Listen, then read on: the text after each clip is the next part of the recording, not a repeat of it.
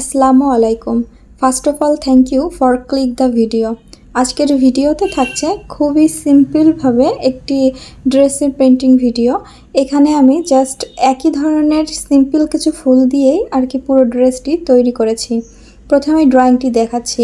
এই ফুলটি একদমই সহজ। প্রথমে একটি ইউক এঁকে নেবেন, দেন সেটার মাঝখান থেকে দুটি পাপড়ি আঁকবেন এবং উপরে সেটাকে কেন্দ্র করে 3টি পাপড়ি আঁকবেন এবং নিচে 2টি পাপড়ি আঁকলেই আমাদের ফুলটি কিন্তু এখানে কমপ্লিট হয়ে যাবে। দেন একটু বাঁকা করে দাগ দিয়ে আমি এখানে দুটো পাতা এঁকে নেব এবং উপর থেকে একটি দাগ দিয়ে কিছু ডাল এবং পাতাও করিয়ে এঁকে নিব।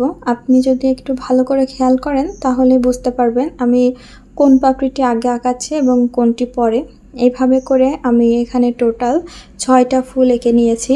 যাদের জামার ঘের অনেক বেশি এবং অল্প খরচের ভিতরে এরকম পেইন্ট করতে চান তারা এরকম যে কোনো একটি ডিজাইন প্যাটার্ন ফলো করে ছিটা ছাটা দিয়ে আপনি অল ওভার ড্রেসে আপনি পেইন্টিংটি করতে পারেন।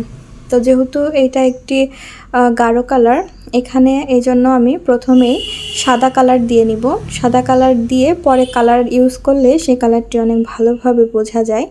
তো এখানে আমি তুলি ব্যবহার করছি হচ্ছে ফ্ল্যাট ব্রাশটি ব্যবহার করছি এবং কালার ব্যবহার করছি অ্যাক্রিলিক কালার। তো আমার এখানে প্রতিটি ফুলে আমি হচ্ছে আপনার সাদা কালার প্রলেপ দিয়ে নিয়েছি। যেহেতু এটা মানে অনেকটা গাঢ় এবং কিছুটা হালকা কালার বলা যায়, এই জন্য কিন্তু আমি এখানে পাতাতে কিন্তু কালারটি করিনি, কারণ এখানে সবুজ কালার করলে ইজিলি বোঝা যাবে। তবে ফুলের এই জন্যই করেছি যাতে ফুলটি অনেক গ্লাসি লাগে, এই জন্য। তো এখানে আমি লাল এবং খয়েরি এই দুটি কালারের কম্বিনেশন রেখে আর কি ফুলটি করেছি। আমার ড্রেসটি যে কাস্টমারের তার ডিমান্ডটি ছিল হচ্ছে তার ড্রেসে যে কালারের পাইপিং ইউজ করছে সেই অনুযায়ী আর কি আমার কালারটি আনতে হবে। দ্যাটস ওয়াই এখানে আমি হচ্ছে লালের সাথে একটা গাঢ় কালারের শেড ইউজ করেছি। বেসিক্যালি আমি হচ্ছে যে কোনো গাঢ় কালারের সাথে লাইট কালার ব্যবহার করি। এখানে তার রেকমেন্ডেশন না থাকলে আমি এখানে সাদা কালার ব্যবহার করতাম। এখানে সাদা দিয়ে আমি হালকা গোলাপি এবং লাল এই দুটি শেড রাখতাম। তো যাই হোক, এখানে আমি এই দুটি কালার দিয়ে ধারাবাহিকভাবে ফুলগুলো করে নিয়েছি। এখন পাতার জন্য আমি এখানে 3টি কালার ব্যবহার করছি, গাঢ় সবুজ, হালকা সবুজ এবং হলুদ।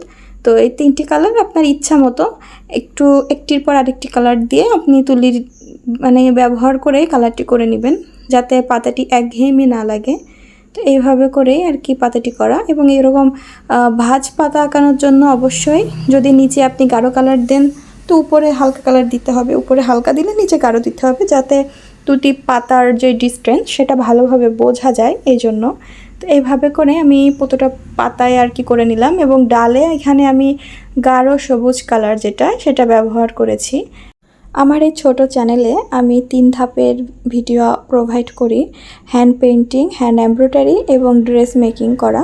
তো আমার এই 3 ধরনের ভিডিওর ভিতরে সবথেকে বেশি কোশ্চেন আসে পেইন্টিং রিলেটেড, যে আপু কালারটি নষ্ট হবে কি না, কতদিন থাকে, কি তুলি ব্যবহার করবেন বা কোন কালারটি অ্যাপ্লাই করলে ভালো হয়।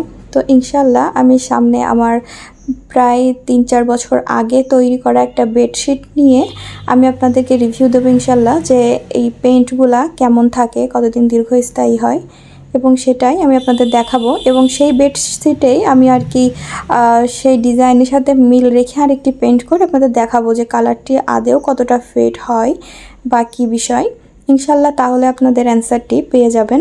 তো আজকে এখানেই বিদায় নিব। তবে যদি আমার চ্যানেলের ভিডিও আপনাদের একটু উপকার হয়ে থাকে বা একটু ভালো লেগে থাকে তাহলে আপনার পরিচিত যারা এই কাজ শিখতে আগ্রহী তাদের ভিডিওটি শেয়ার করতে পারেন।